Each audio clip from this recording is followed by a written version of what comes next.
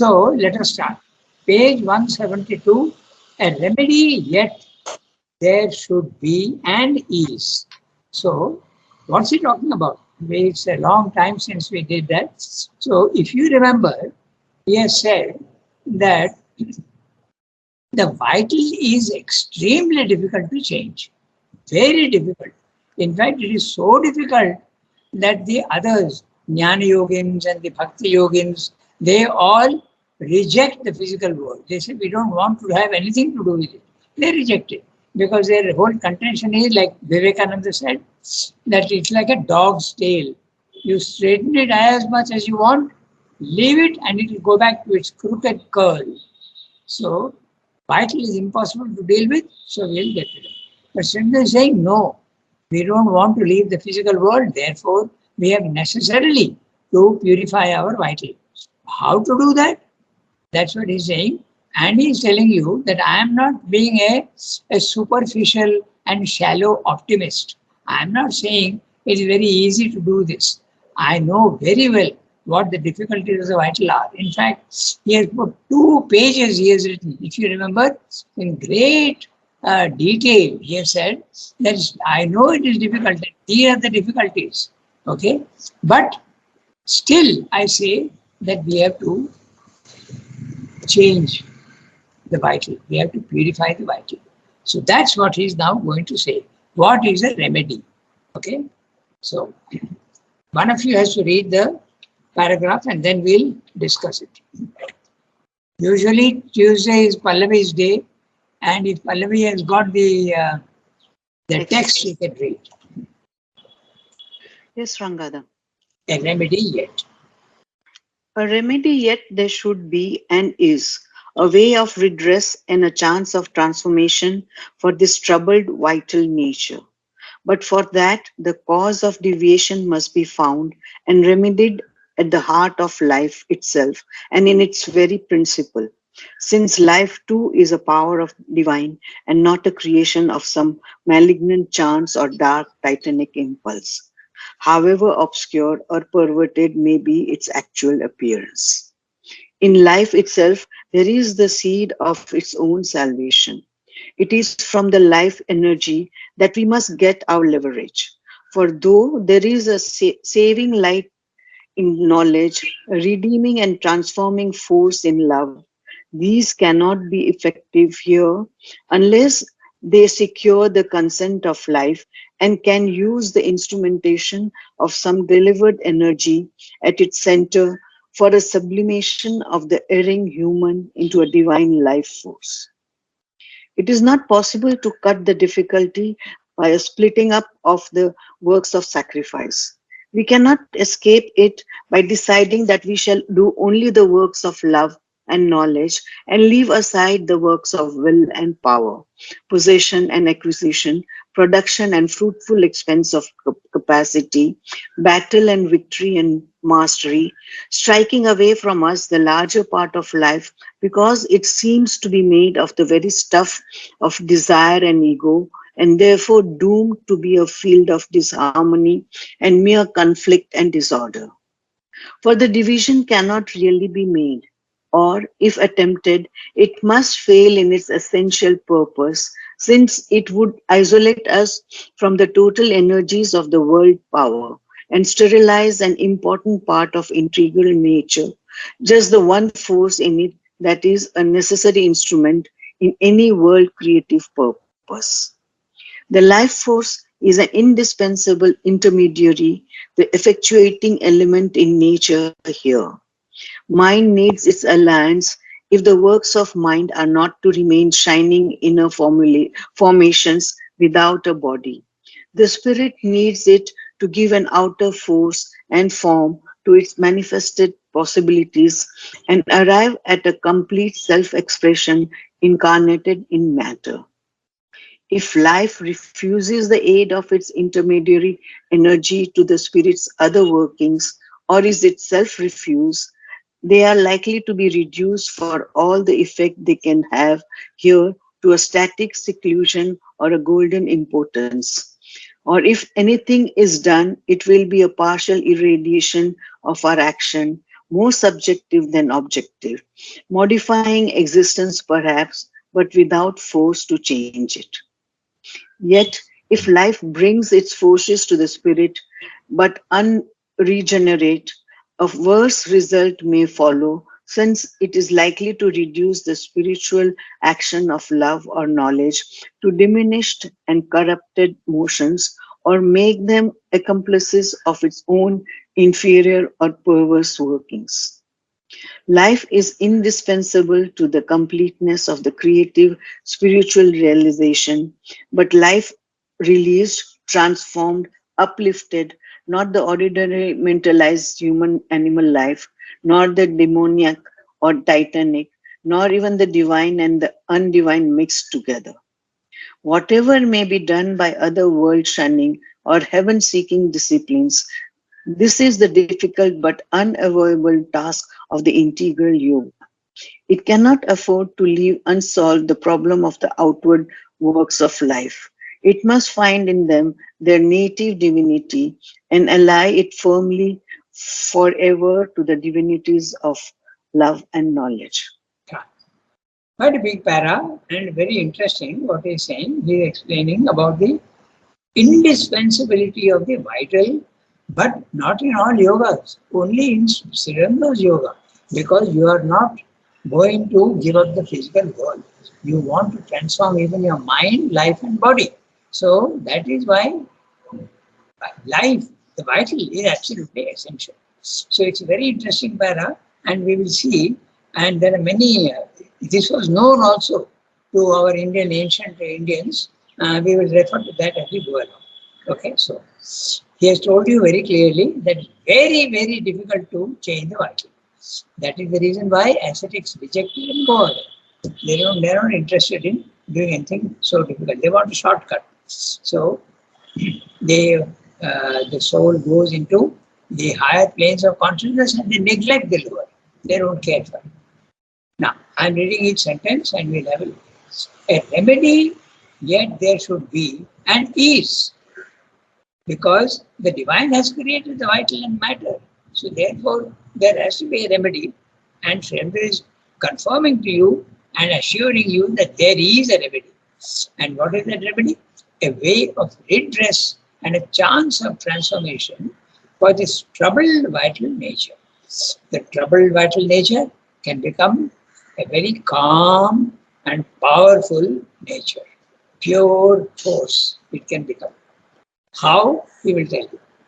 But for that, the cause of deviation must be found and remedied at the heart of life itself and in its very principle, since life too is a power of the divine and not a creation of some malignant chance or dark titanic impulse, however obscure or perverted may be its actual appearance.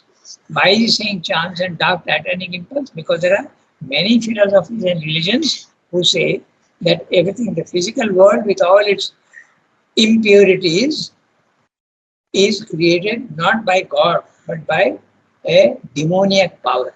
So that's why there is heaven and hell, and there is the dark forces, the anti-divine forces. So Srivastava does not subscribe to that theory at all. Okay. So he's saying, and there is also another implication which is there, he has brought out very clearly in Life Divine. Matter is nothing but a diminished and distorted form of divine existence. Sat. The divine substance is absolutely pure and subtle. That when it descends becomes matter. It becomes gross substance. The subtlest substance becomes gross substance. What about the mind? The mind is also a very diminished form of the supermind. The supermind is divine knowledge, and the mind is its shadow. It is a representation, like something and its photograph. Okay, the photograph is not you, but it represents you. So in the same way, the supermind, when it descends, it becomes normal mind for man. What about the vital? The vital is Chit Shakti. Chit Shakti, consciousness force, divine consciousness and divine force, when it descends, it becomes the vital force. Okay? So, this is what he's saying. So, if it is created by the divine and it is also, however diminished and however impure it may look to you, there is the divine in it, and we have to use that as a lever and transform the vital. That's what he said. Okay? So, in life itself, there is a seed of its own salvation. We can find this problem to lie in life itself. Very often they tell you that if you state the problem clearly, then the solution itself comes. Because very often the problem is because you are confused and you don't know what to do. So if you can state the problem clearly, the solution itself will be very clear. So something like that he is saying here also. In life itself, there is a seed of its own salvation.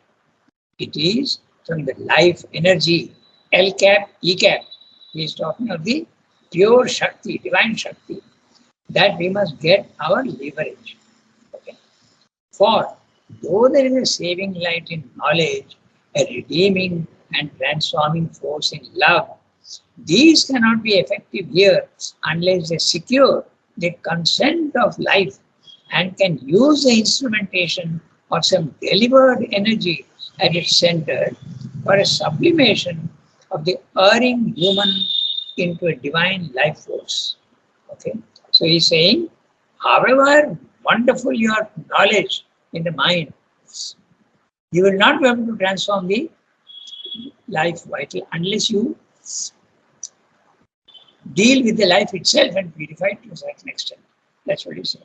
Now, this is a very interesting thing, and this is exactly what is very clearly stated in the Ramayana. Okay?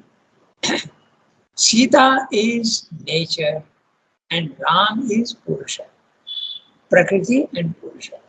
And Purusha, human beings have forgotten that they are the divine Purusha and they are following their Prakriti or body mind life. So now, what does yoga consist in?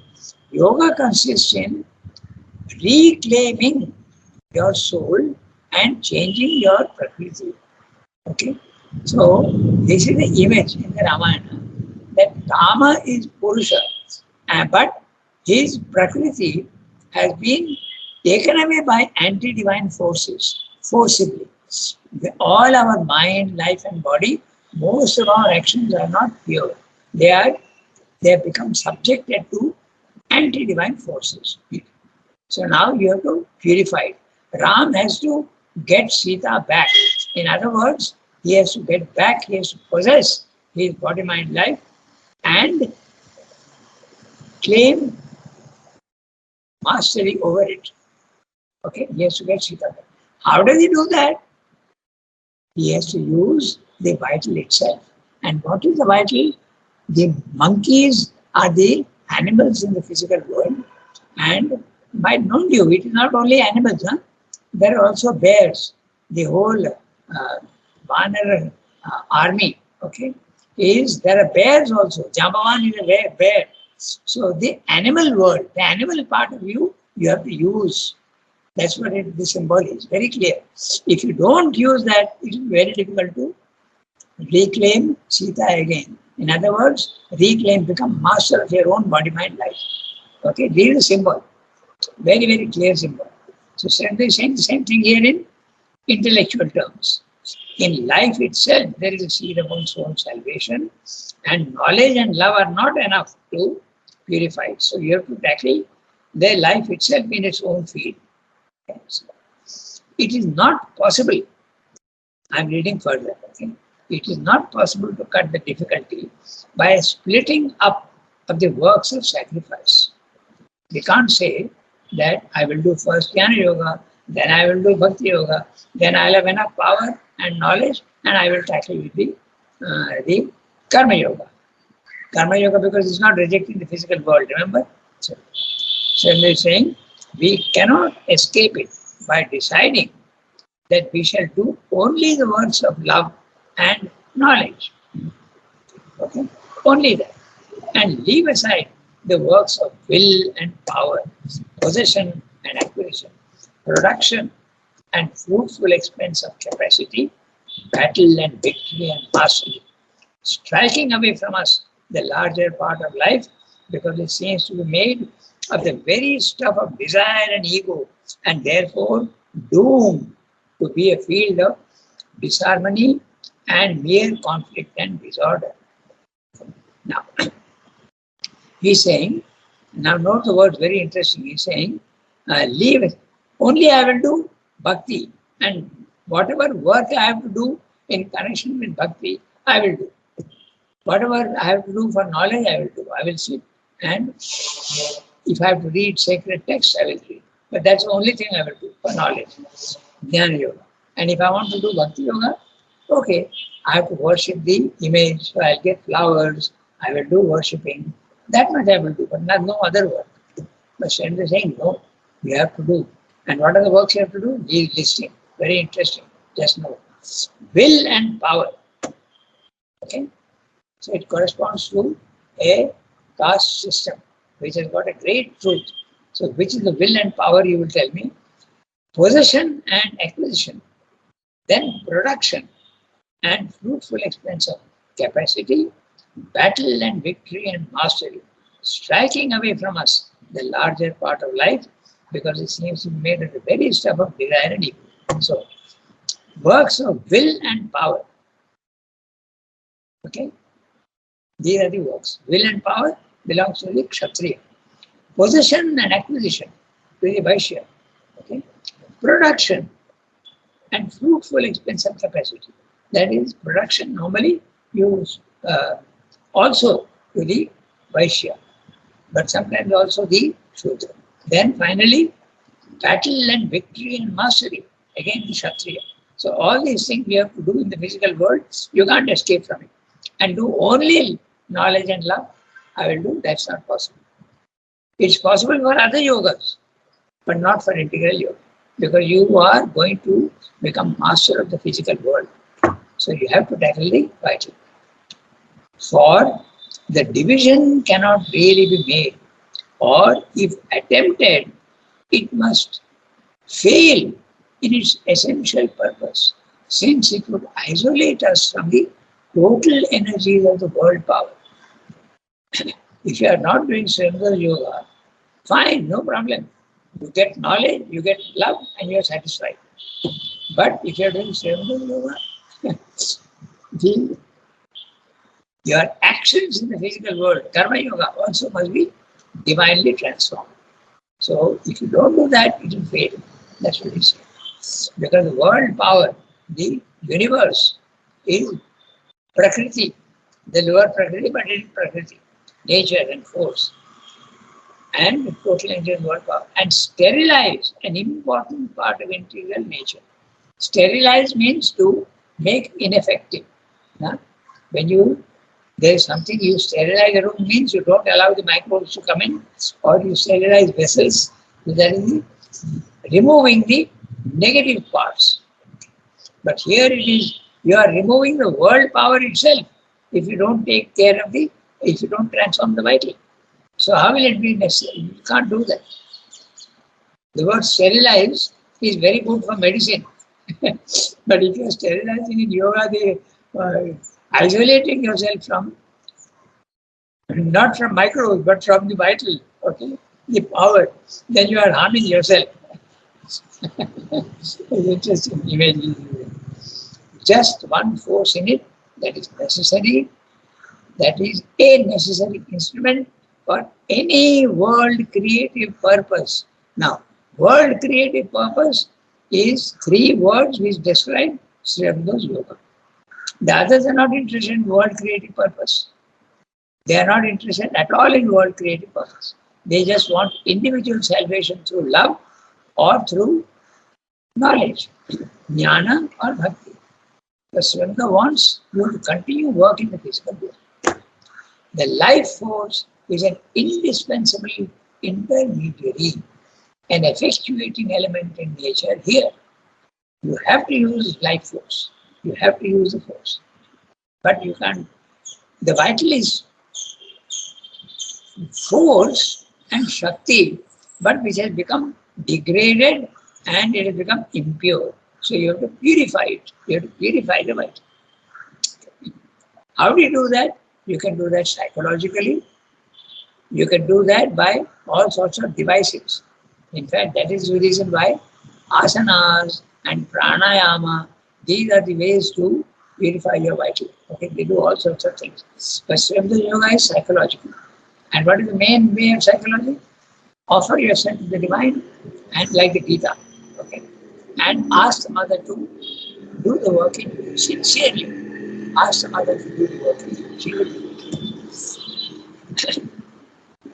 The life force is an indispensable intermediary, the effectuating element, that which makes success. Otherwise, it is not a success. This effectuating element in nature here. Mind needs its alliance. Mind needs its alliance if the works of mind are not to remain shining inner formations without a body. You have tremendous amount of knowledge, but it is ineffective in the physical world. You are not able to do it. The spirit needs it. Spiritual life needs the vital. So to give it an outer force and form, to its manifested possibilities and arrive at a complete. Sorry, I have lost the page. 1 second.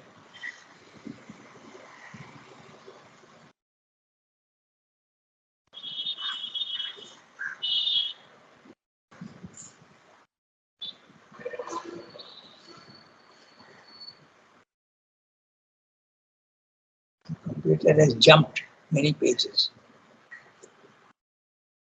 Yeah, now I've got it.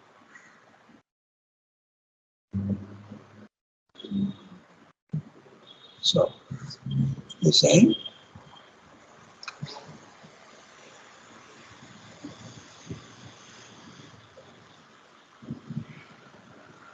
yeah, the spirit needs it to give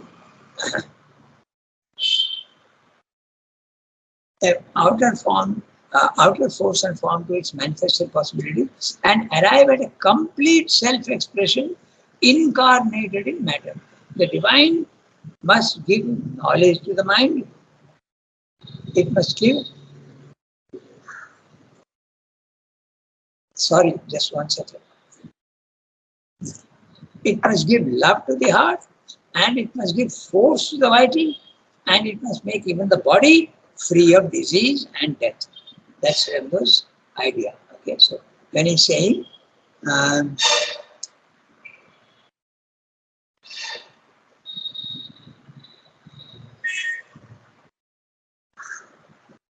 very good. Yeah. Arrive at a complete self-expression incarnated in matter. 4 words. Complete self-expression incarnated in matter. Self-expression. The divine is expressing himself in matter. And his expression cannot be imperfect. Okay, so you have to make it, and it has to be complete. Man now is undoubtedly a self-expression of the divine, but not complete. He is an incomplete self-expression of the divine right now. But a yogi, when he purifies himself, he can become a complete self-expression of the divine incarnated in matter with a body. Okay? If life refuses the aid of its intermediary energy to the spirit's other workings, or is itself refused, they are likely to be reduced for all the effect they can have here to a static seclusion or a golden impotence. So, if you have got knowledge, certainly it is very good, but it's a static seclusion. You have secluded yourself. You have gone into the mind and you are now satisfied with that. You have separated yourself and it is static. Because remember, up there is no movement.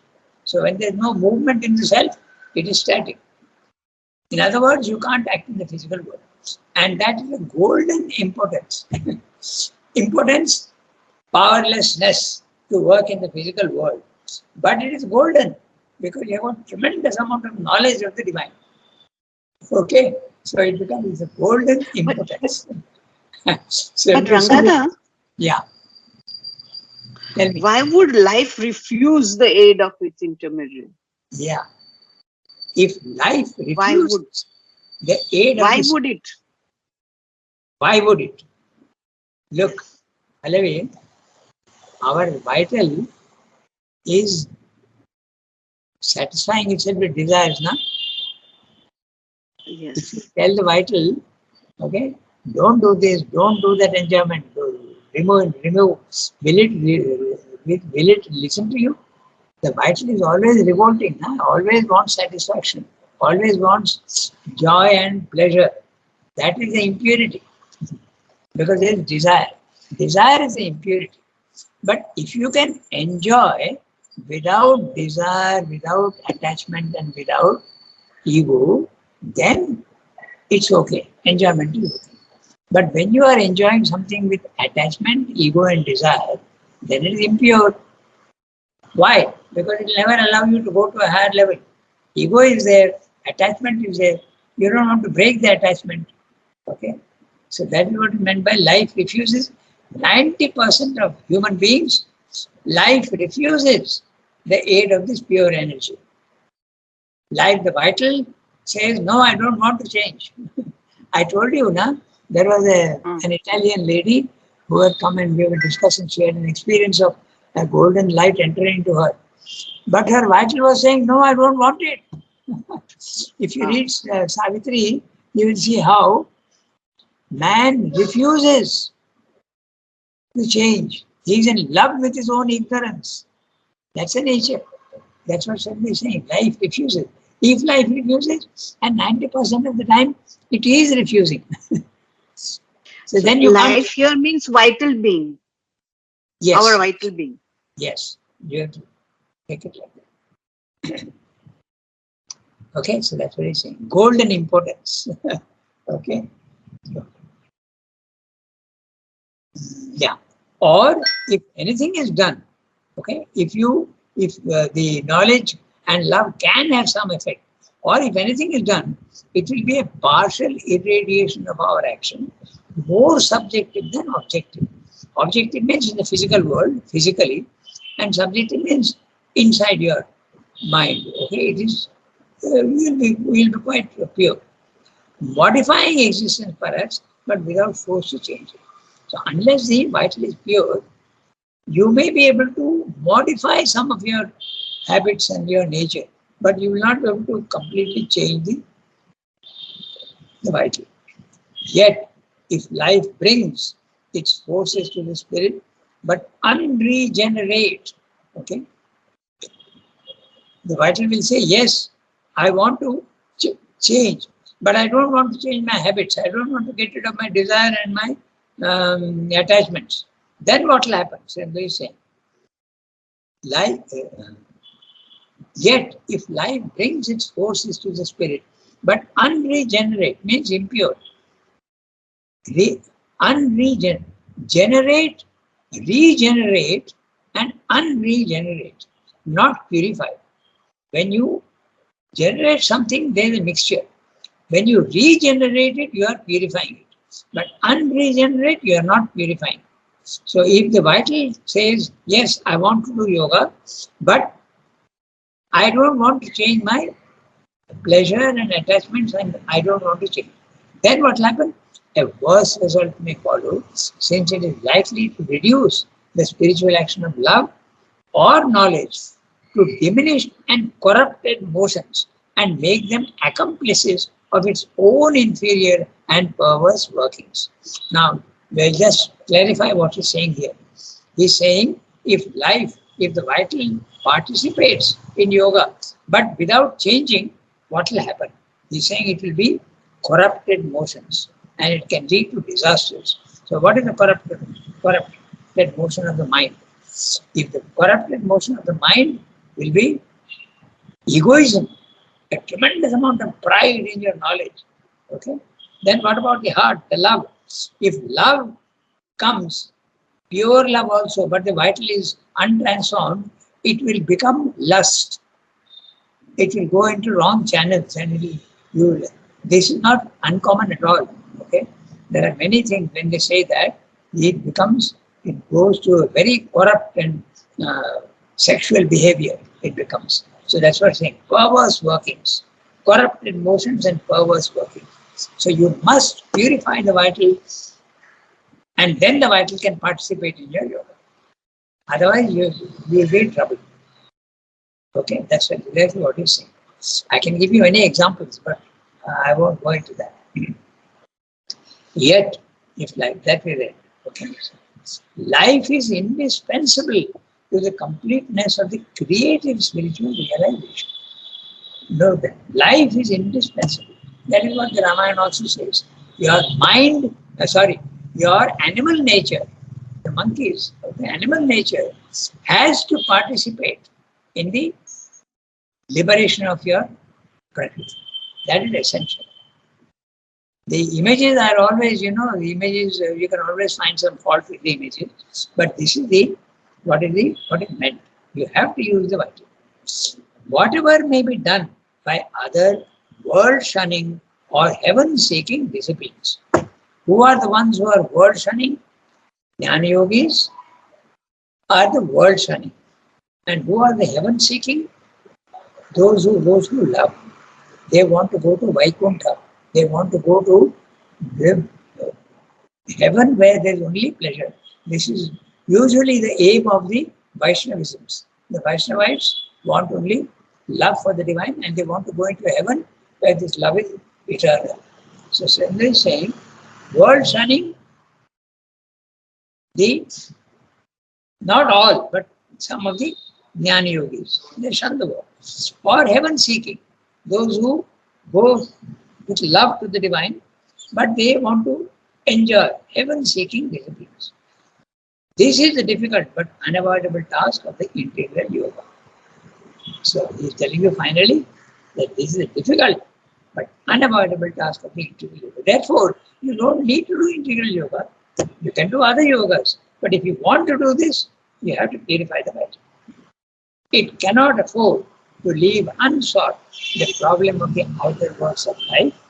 It must find in them their native divinity and ally it firmly forever to the divinities of love and knowledge. So love is the higher vital, knowledge is the mind, but your lower vital must be transformed so that it can ally itself firmly. It can join with the pure love and pure knowledge. Even the vital must change, the lower vital. Okay, that's what he said. We have come to 8:33. We have got 6-7 minutes. So if you feel like it, we can read the next paragraph. Let's see how big it is. It's quite big. Can we leave that for next time then? Yeah, I'm gonna play for next time. Yeah, it's quite big. Now we'll read it next time. It is no solution. So Rangada, one thing I want to ask, that in integral yoga, we have to do all the threes: Jnana Yoga, Bhakti Yoga, and Karma Yoga. That's right. All the three are included. Yes. And Karma Yoga is the one that purifies the vital, because you are doing it not for yourself, but you are doing it for the divine. And when you do it for the divine by offering everything you do, love will come in. And also, you are not doing it for yourself, so ego also disappears. So if attachment and desire and ego disappear, Karma Yoga is essential also for Jnana Yoga. That is the reason why Mother was always giving work to everybody. There were so many departments and work was always given to everybody. So more emphasis on Karma Yoga first. Yes. So there is more emphasis on Karma Yoga. Yeah. A large part of integral yoga is dependent on Karma Yoga. No doubt about it. Okay. Okay.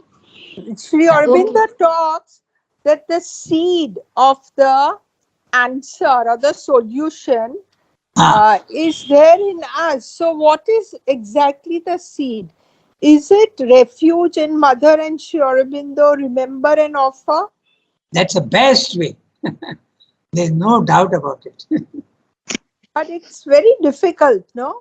Of course it is. He has told you himself it is difficult. That's why he has spent 2 pages telling you how difficult it is. And yet it must be done if you are interested in the integral yoga. He is not recommending integral yoga to everybody. Not at all.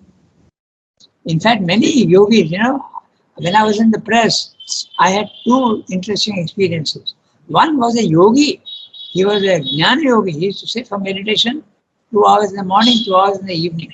And he used to eat a very simple diet. And he told me his experiences also. His Kundalini was rising and he told me his experiences. That was when I was in the press. And he told me that when he went to the playground for meditation, he couldn't understand. Ye meditation kya hai? There is sound going on. Your mind must be silent. So it is not for everybody. Then another boy also, he was a very young boy and he was very, very sincere about his yoga. But when he came here, he saw in 1 week's time that was not for him. So integral yoga is not for everybody. But if your love for Mother and Sri Aurobindo is very strong, and you can always start. But the difficulty is you must not neglect and you must not belittle. But you must take the tremendous advantage of Mother and Sri Aurobindo's help. That you have to do. Like Yasmin said, take refuge in them. But also not only take refuge in them, Yasmin, but call them down to help you. And help you in what? Not theoretically, practically. Whenever you have a practical problem, ask for help. Okay? Suppose you are a doctor, or there are 3-4 doctors here, 3 doctors. So suppose you are not able to solve a certain problem for a patient. Ask for help. Okay? And you may be surprised how the intuition comes. So suppose you don't know what to eat or what not to eat, ask for help. Everything you can ask for help. Constantly. And you will be helped if it is sincere. It may not come immediately. One student told me, I am always asking for the mother for help, but I am never getting it. I said, you have to go on, not once, twice, but you have to go on 100 times, 120 times, 200 times, if necessary, 1,000 times. And then it will come. You have to go on doggedly with determination. It's not easy. You said just now it's not easy. He himself has told you it's not easy. And Ranganath, the help may not be in the way we want. We have an impression that this is the way she should help. No? Yes. In the way we want. That's right. Okay. So we stop here. And Sunki, note down, it is no solution either. Page 173. Merci beaucoup. Okay. Merci, Well, Ranganath. Yes, Bonne journée. on. Thank you, Ranganath. Okay. Thank you. Have a nice day.